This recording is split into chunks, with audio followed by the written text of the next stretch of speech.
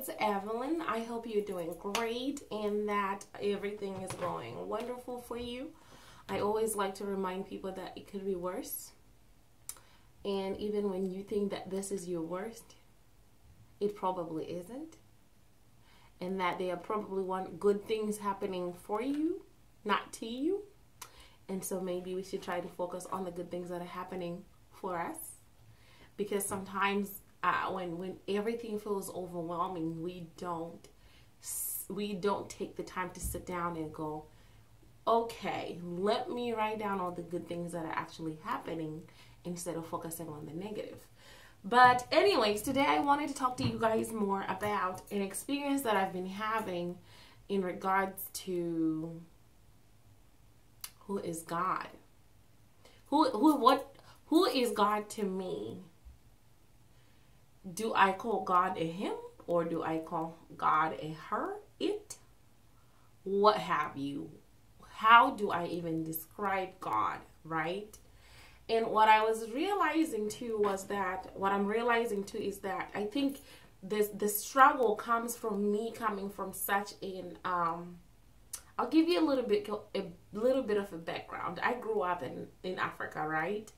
And I grew up being told stories of my people having these traditional ceremonies and traditional gatherings where they would make some traditional beer and they would have an elder in the village pour some of that traditional brew on the ground as an offering to the gods, as an offering to the ancestors, so that the ancestors or the gods could then talk to Mwari Mkuru, the great divine God. And as they prayed that way, miracles would happen. If it was a drought season, rain would come. If they could not feed their children, they would find food. If it was an attack by other groups, then out of nowhere they would be protected. So it was like I grew up hearing stories of my people worshiping God in a way that it's not Christian-like. And so then I moved to the US, and the more I became a Christian and I was a church goer, going to church and hanging out with church folks, I started having a crisis. Like, wait a minute. The God I know, the God of my ancestors, and I remember whenever I would write, even on my Instagram posts, I would write about the God of my ancestors. And the more I started writing, referring to God as God of my ancestors, that's when the questions really started happening. Like, okay, God, who are you? What do I call you? Do I say him? Do I say her? And to make it worse, I am such a woman's woman. I like to call myself a feminist and a womanist. I am such a woman's woman, and I believe in equality. I believe in equal access to economic resources, educational, you name it, social, all of it. I believe in equality. And so when you're sitting in church and you are hearing sermons and you see the leadership in the church, not just my church, I'm just talking in general. When you look at Christian leaders in general and how it's taken a long time for women to just have access to the same seats at the table when it comes to leadership in churches. That's when I was struggling. Like, okay, God, surely you cannot be a God who chooses one gender or sex over another.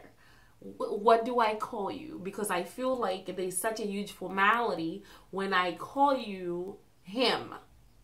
Like when I talk to God and I refer to God as him, there's something formal about that. And I think maybe it's also because in my language, we don't have gendered nouns to describe God or to refer to God as. And so the more I thought about it, I was struggling. And my relationship with God felt like it wasn't coming out organically. It wasn't organic. It wasn't informal in the way of like I wanted it to be a relationship that feels so informal, where I can talk to God as my father, as my mother, as my sister, friend, grandmother, brother, you name it. I wanted all those relationships with God as my lover, the lover of my soul. And so through prayer, and really, actually, weirdly enough, I didn't even study the Bible. What I did was spend time in prayer asking God, so is it wrong that my people prayed to you through our ancestors? Is it wrong that we called you Marimukuru, the great divine?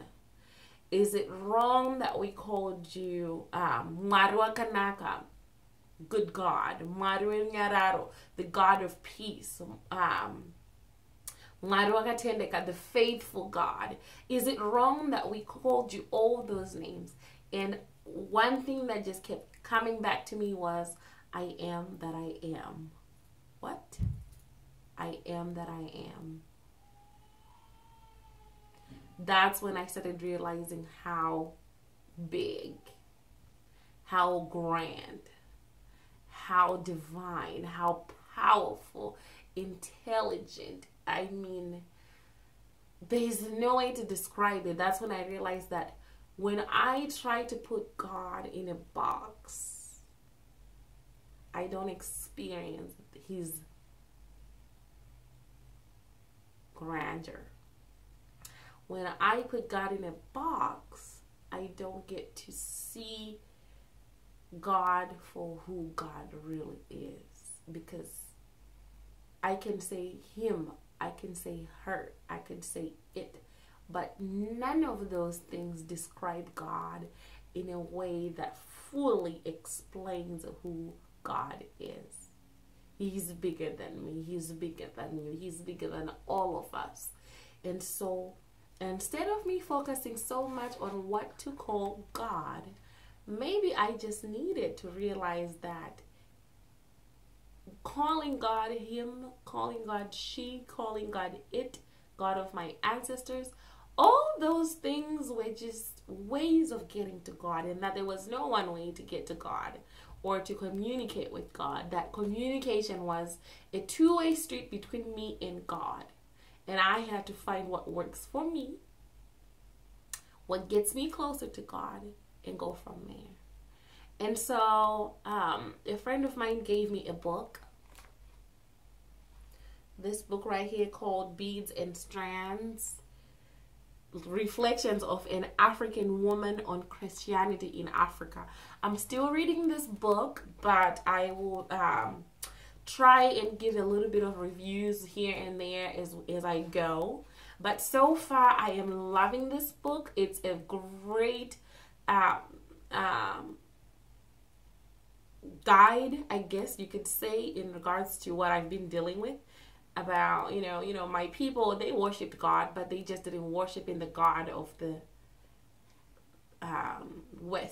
Christians in the West, I guess. And so I just wanted to share that with you guys, and hopefully if you're going through, what to call God, who is God, I ended up getting the answer that I needed to have, which is I am that I am. And then also a confirmation that there's 1,000 ways to God. There's neither one right way, but 1,000.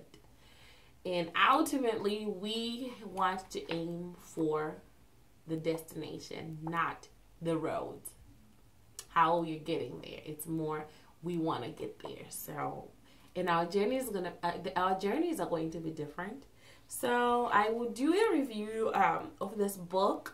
And I'll let you guys know what I think. So far, it's been really, really interesting. And it talks about everything a feminist and a womanist would want to know about or hear about on God and gender, patriarchies and the spirit, women in the church, African theology, a call for change.